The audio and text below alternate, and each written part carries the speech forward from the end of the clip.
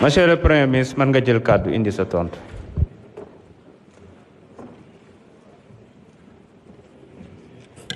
Merci honorable député ci opportunité bi ñu jox pour ñu wax ak sénégalais ci li ñu fas yéene def ndax rapport bi génn na li am na yàqute bi xóot na jéggi na dayoo waaye nañ dañoo gëm ni peuple sénégalais am na les ressources et les moyens de dépasser rapidement cette situation nekkuñu fii pour di jooytoog di apitoyer sur notre sort waaye baax na ñu xamal ñi ñu wóolu ba teg ñu fii li xew ci réew mi ak fi ñu ko fekk bi loolu amee ba pare nag sursaut la laaj un sursaut national ci sursaut boobu am na lu war état bi waaye am na lu war citoyen yi kenn ku nekk ci ñoom état bi nag moo war a njëkk a joxe exemple parce que nit ñi boo leen bëggee jëmale fenn da nga leen fay jiitu mënuñu laaj sénégalais yi ñu def ay sacrifice te état bi du ko def yan sacrifice la état bi bëgg a def am na loo xam ne ay mesures correctives la yu jëm ci finance publique pure sûre et dure defe naa keroog ci seen conférence de presse ministre bi àddu woon na ci te amaana su dee laaj ñëw na ci lool moom na ci àddu mënoon naa ko faram-fàccewaat ci ay mesures yu gàtt waaye comme temps bi léeg-léeg daf ñuy xaw a manqué ma jëm directement ci li nga xam ne mooy les mesures de réduction du train de vie de l'État. Ces mesures commenceront par la rationalisation des agences d'exécution. Des manquements graves ont été relevés dans la gouvernance économique et sociale de ces entités, marquées entre autres par une inflation des agences. Agences yi bëri na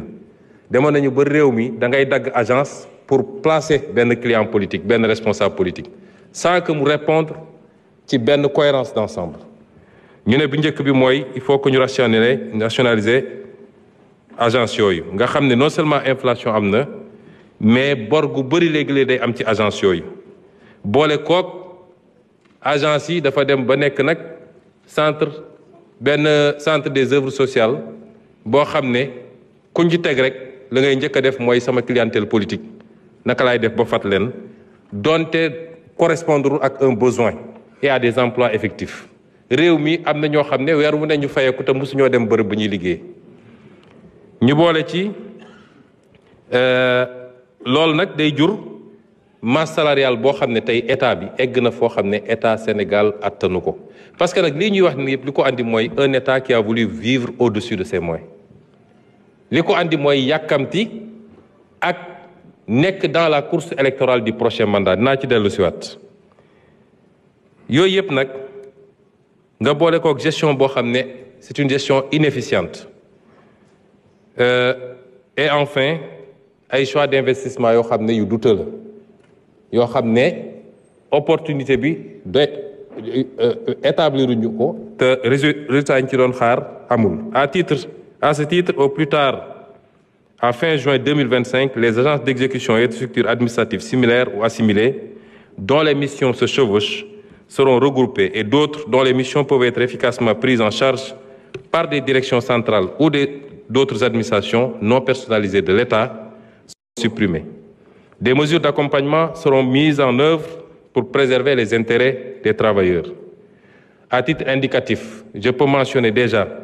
la fusion du Fonds d'impulsion de la microfinance, du Fonds national de la microfinance et du Fonds d'appui à l'économie sociale et solidaire.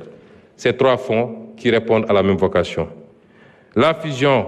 du Fonds d'appui à l'investissement des Sénégalais de l'extérieur et du Fonds des crédits femmes diaspora. La fusion de l'Agence nationale pour les énergies renouvelables et de l'Agence pour l'économie et la maîtrise de l'énergie. La fusion de l'Office national de formation professionnelle et du Centre national de qualification professionnelle. La fusion du Fonds d'appui à la promotion de la petite et moyenne industrie, du Fonds des petites et moyennes entreprises et de l'Agence de développement et d'encadrement des PME à des PME. La fusion de l'Agence sénégalaise de promotion touristique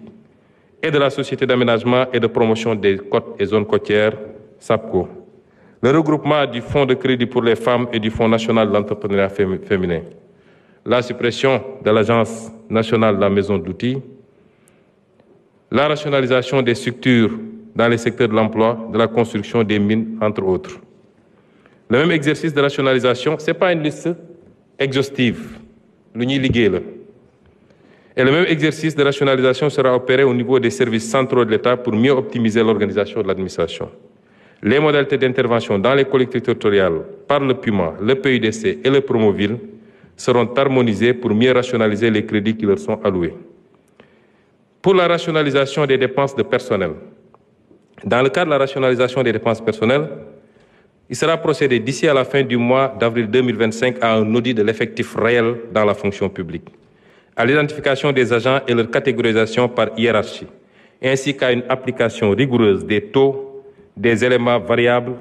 tels que les heures supplémentaires, les primes et les primes de rendement. Il sera mis en place, avant la fin du mois de juin 2025, une interface entre les applications de la solde et des 6 budgets afin d'avoir une situation exhaustive des dépenses de personnel et des états d'exécution à temps réel pour faciliter la reddition des comptes. Dans le cadre de l'effort national, un rebasing salarial sera opéré en vue de rendre plus équitables les niveaux de revenus entre les corps pour les classifications similaires. Les mesures idoines seront également prises pour dénicher et mettre un terme au cumul. Cumul du bénéfice de l'indemnité de logement avec la jouissance d'un logement administratif, cumul de fonctions. Un dispositif de suivi rapproché et rigoureux sera mis en place pour éviter les dérapages. Dans le même ordre d'idée, il sera procédé à l'analyse au plus tard à fin mars 2025 des mises à disposition, des détachements et autres modalités qui permettent à des salariés de la fonction publique de signer des contrats dans des projets d'investissement exécutés par l'État. En dehors des secteurs de la santé, de l'éducation, de la défense, de la sécurité et des quotas entérinés dans les écoles de formation, tout autre recrutement devra procéder d'un ajustement interne qui n'affecte pas la masse salariale. Les mêmes mesures sont applicables au secteur parapublic. Les dispositions réglementaires seront prises afin que le secteur parapublic puisse soumettre systématiquement les plans de recrutement et les niveaux de rémunération à l'autorisation du Premier ministre après validation par les tutelles techniques et financières. Au titre des dépenses de fonctionnement de l'État, l'accent sera mis sur la centralisation de certains achats de l'État. Elle concernera notamment les véhicules administratifs et le carburant, les titres de transport, le mobilier et matériel de bureau, le matériel informatique, les logiciels, les frais de publicité, les médicaments et produits pharmaceutiques. S'agissant spécifiquement des véhicules administratifs, le gouvernement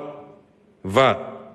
abaisser le standing des nouvelles acquisitions de véhicules en procédant à l'acquisition de véhicules en berline de moyenne gamme. Soumettre toute nouvelle acquisition de véhicules à une commission restructurée chargée des véhicules administratifs. Geler les acquisitions de véhicules par le mécanisme dit de car-plan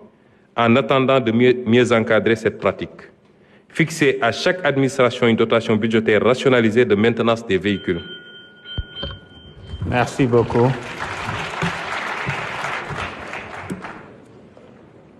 Merci, Monsieur le Premier ministre. Honorable député Thierno Alassane Sall, vous avez la parole.